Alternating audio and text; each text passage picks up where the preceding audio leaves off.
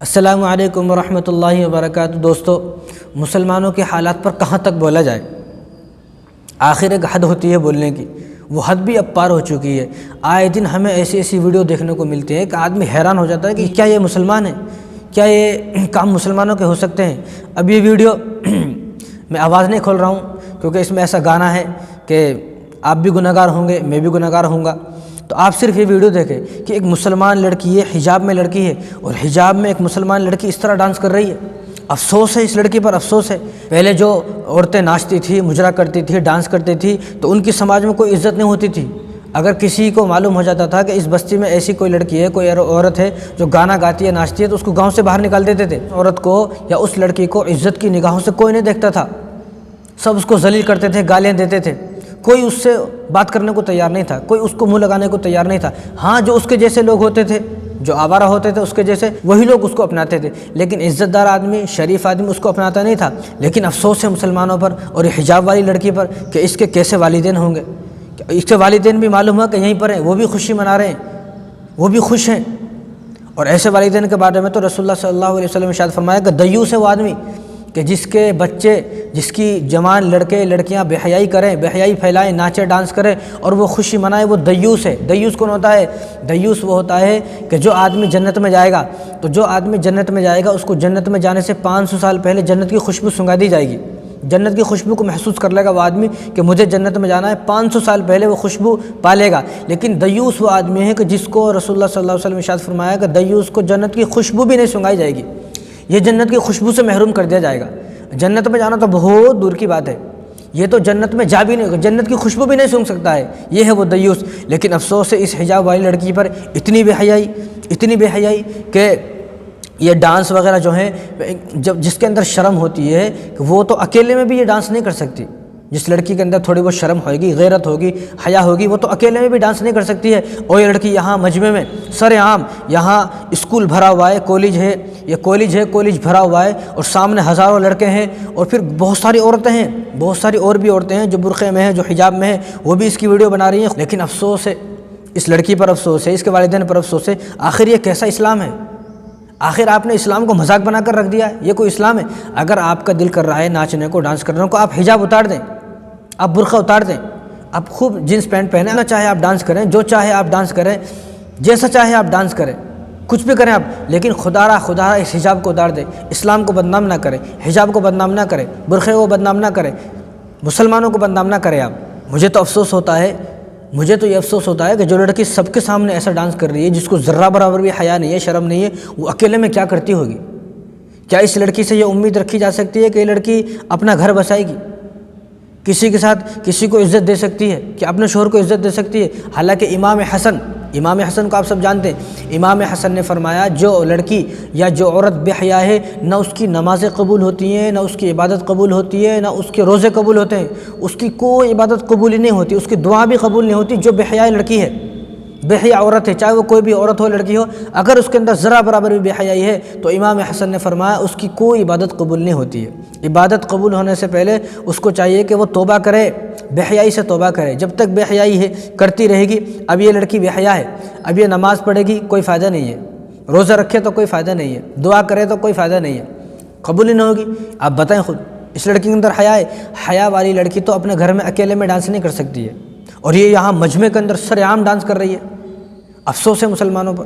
اور اللہ تبارک و تعالیٰ نے قرآن کریم کے اندر فرمایا ان الذین یحبون ان تشیع الفاحشۃ فی الذین آمنوا لهم عذاب علیم فی الدنیا والآخرہ، کہ جو بے حیائی پھیلانے والی عورتیں ہیں یا مرد ہیں، کوئی بھی ہے جو بے حیائی پھیلاتا ہے اس معاشرے کے اندر، تو اس کے لیے اللہ تبارک و تعالیٰ نے عذاب علیم، دردناک عذاب تیار کیا ہوا ہے، فی الدنیا والآخرہ، دنیا میں بھی آخرت میں بھی۔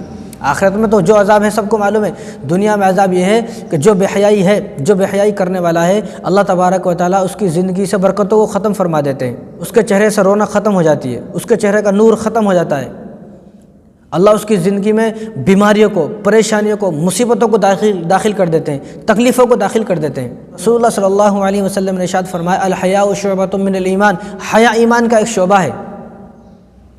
اور صحابہ نے حضور سے پوچھا کہ رسول اللہ ایمان کیا ہے؟ تو حضور صلی اللہ علیہ وسلم نے ارشاد فرمایا کہ ایمان حیا کا نام ہے، حیا ہی تو ایمان ہے، اگر حیا نہیں تو ایمان نہیں۔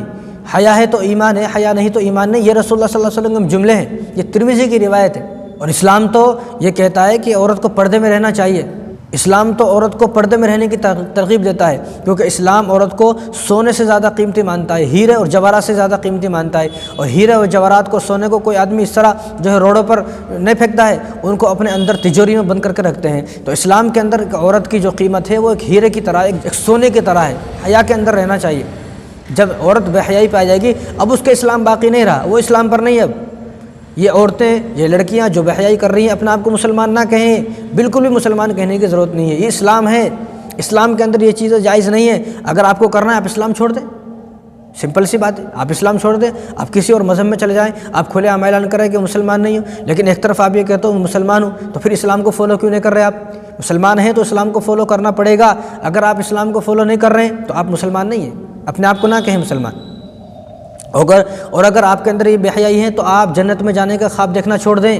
اور مسلمان یہ کہہ رہے ہیں کہ اللہ ہماری مدد کیوں نہیں کر رہا، اللہ کی رحمت کیوں نہیں برس رہی، اللہ رحم کیوں نہیں فرما رہے، اور کس طرح اللہ تبارک و تعالیٰ رحم فرمائے۔ ہمارے گھروں میں اس طرح کی بے حیا عورتیں پلی ہوئی ہیں، بے حیائی کرنے والی لڑکیاں پلی ہوئی ہیں۔ جب تک یہ بے حیا لڑکیاں اپنے آپ کو مسلمان کہتی رہیں گی، اپنا تعلق اسلام سے جوڑتی رہیں گی، اللہ تعالیٰ کی رحمتیں نہیں آئیں گی، اللہ کی مدد نہیں آئیں گی۔ ایک طرف ہماری بابری مسجد ہمارے ہاتھوں سے چلی گئی، مندر وہاں پر بن گیا، لوگ خوشیاں منا رہے ہیں، اور ایک طرف مسلمانوں کو غم ہے، رنج ہے، تکلیف ہے، صدمہ ہے، آنکھیں جو ہے وہ خون کے آنسو رو رہی ہیں، اور دل میں ایک تڑپ ہے، ایک کسک ہے، اور دل بے چین ہے، دل غمزدہ ہے، غمگین ہے، کیا کریں، کس طرح کریں۔ میں نے بڑے بڑے علماء کو 22 تاریخ کو رات میں روتے ہوئے دیکھا ہے، ساری رات ہمارے استاد روتے رہے، ساری رات ہمارے اکابرین روتے رہے، صرف یہ سوچ کر کہیں اللہ کا عذاب نہ آ جائے کہ کس طرح ہم مسجد کی حفاظت نہ کر سکے، ہمارے ہاتھوں سے مسجد چلی گئی، ہم اپنی ایک مسجد کی جو ہے حفاظت نہیں کر سکے، اس کی قدر نہیں کر سکے، اس کا ادب احترام نہیں کر سکے، کہ ایک مسجد ہمارے ہاتھوں سے چلی گئی، ہم اس کو نہ بچا سکے، مسجد کی جگہ پہ مندر بن گئی، جو ہے ساری رات رو رہے ہیں،